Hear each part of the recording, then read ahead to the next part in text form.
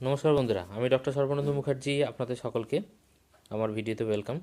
তো এখন আমি একটু আপনাদের সাথে শেয়ার করব যে কোন ভিটামিনের অভাবে গোড়ালিতে ব্যথা হয়। তো অ্যাকচুয়ালি যেটা বলার উদ্দেশ্য যে কোনো ভিটামিনের অভাবেই অ্যাকচুয়ালি গোড়ালিতে যন্ত্রণা হয় না।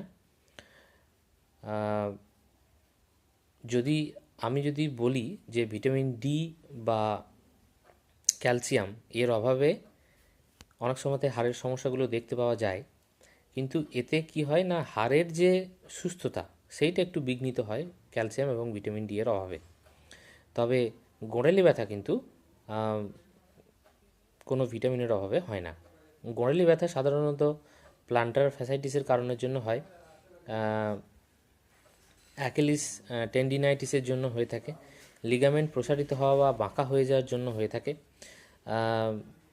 ক্যালকোনিয়াম যে স্পার থাকে তার কারণেও অনেক সময়তে গোড়ালি ব্যথা হয়ে থাকে, রিউমেটয়েড আর্থারাইটিসের ক্ষেত্রে অনেক সময় গোড়ালি ব্যথা হয়ে থাকে, ডায়াবেটিস থেকে নিউরোপ্যাথির সমস্যা এগুলো থেকেও অনেক সময়তে গোড়ালি ব্যথা হতে পারে, হাড়ের কোনো সংক্রমণের কারণে গোড়ালি ব্যথা হতে পারে, ইউরিক অ্যাসিড বেড়ে গিয়েও অনেক সময়তে গোড়ালি ব্যথা হতে পারে। তো গোড়ালি ব্যথা হওয়ার পিছনে কিন্তু এই কারণগুলো আছে, কোনো ভিটামিনের অভাবের জন্য গোড়ালি ব্যথা হয় না। তো অনেক দর্শক বন্ধুরা আমাকে প্রশ্ন করেন, তো সেই সূত্রে তাদেরকে এই উত্তরটা দেওয়া। এবং গোড়ালি ব্যথা যাদের হচ্ছে তাদের খুবই দরকার হচ্ছে বিশ্রাম নেওয়া, গোড়ালিতে ব্যান্ডেজ লাগানো, কেউ কেউ বরফ জলও প্রয়োগ করতে পারে, কেউ কেউ গরম জলও প্রয়োগ করতে পারে। আশা করি সকলে বুঝতে পেরেছেন।